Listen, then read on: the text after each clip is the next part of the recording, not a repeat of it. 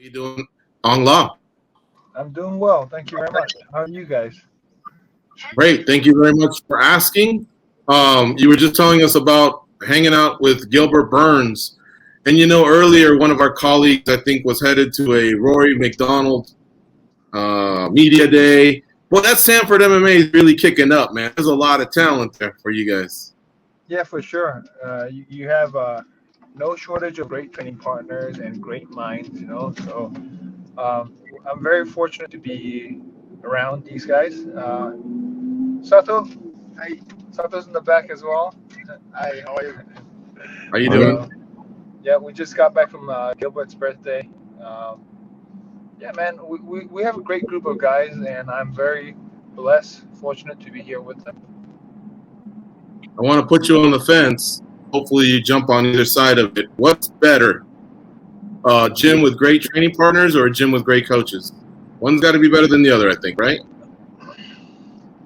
Starts with the trainers. Starts with the trainers and the coaches.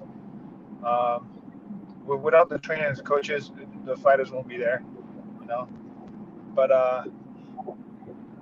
um, having fighters that are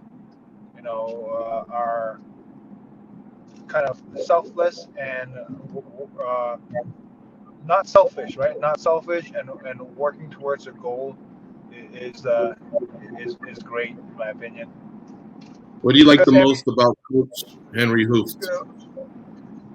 know, his system is simple and effective, easy to follow, and you just have to put in the work.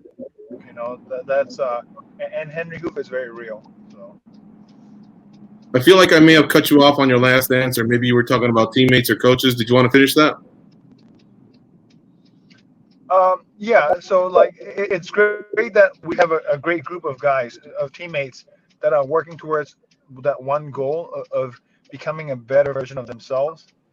And it's really nice that every guy here, everybody's in their different stage of MMA career, and you have to understand, the guys in there are not your competition. The guys in there are only there to help you get better and become a better version of yourself. And it's nice that we have a great group of guys that are on the same path and with the very similar mindsets. Would you say there's anyone in particular when you go into that practice room that this particular teammate is going to push you every single time? Every single one of them, every single middleweight. Right now in my camp, I had for the middleweights we had Phil Hawes, we had Brendan Allen, Ian Heinich, we had Nate Marquardt. We also had who's the Derek Brunson. We all have these great middleweights. None of them are an easy round. Every round you have to be on point, or else you get hurt. When we look at this matchup that you have ahead of you, you're explosive, he's explosive. Is it one of those where we just tell the judges, go get a hot dog and don't worry about the ending here? Definitely, this is one of the ones that it's not going to go to decision. He's explosive, um, and and I hope he comes to a fight. Because last couple of fights felt like a grappling match, but this one's gonna be different. I've been working on things to negate it, and also um, he likes to throw down. So hopefully, judges won't be involved in this fight. Ong, if you look at your record, when you've lost in the past, you've always followed it up with a streak.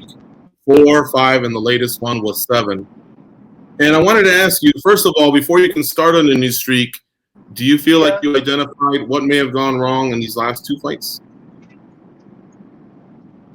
yeah, for sure, for sure. Um, like that fire in me is still there, and it's burning deep.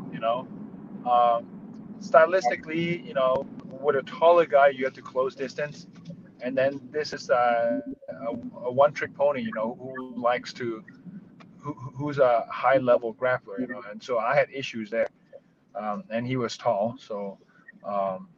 But you always got to learn from your losses, and I like to learn and grow from my losses, and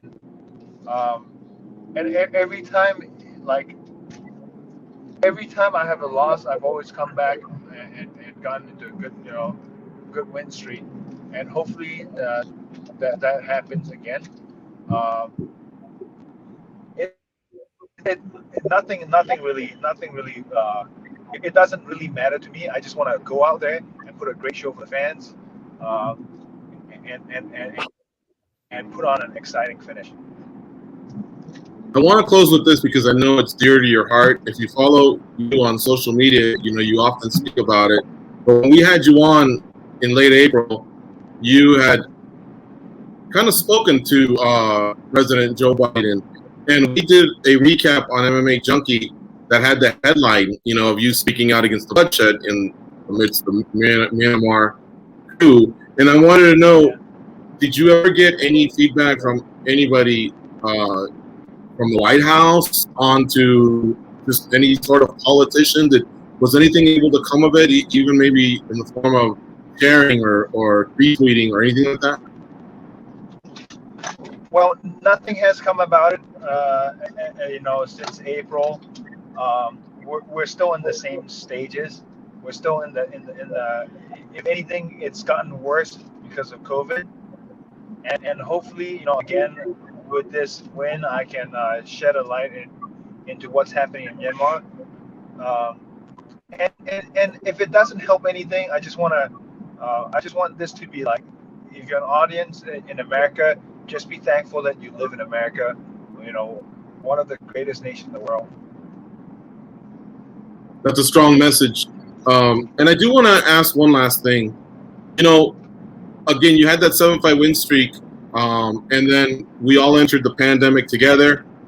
But I can't help but ask, that's a lot to carry, you know, because of seeing what's happening in your home country, and you shared with us about family and friends and how they're affected. And has this been weighing on you, you know, like as you train? Because they say fighting is mental as well.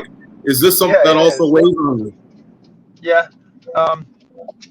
I've been, you know, we have a great group of guys at Sanford, you know, and Nate Malacqua, he leads like a Bible group, right? And it's more than, it's like a brotherhood.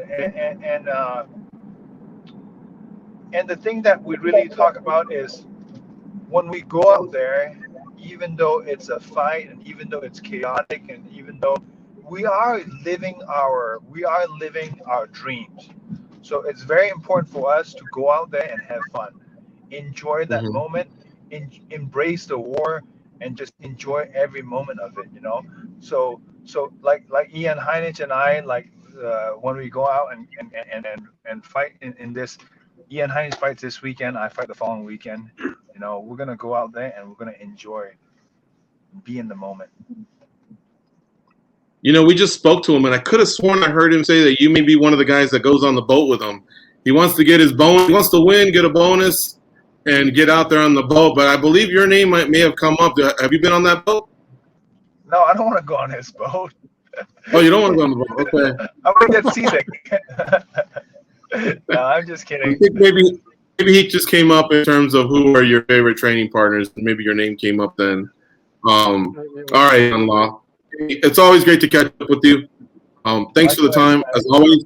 I hope you have some great training in the last few days here before your fight, and a safe wake as always. Thank you very much, sir.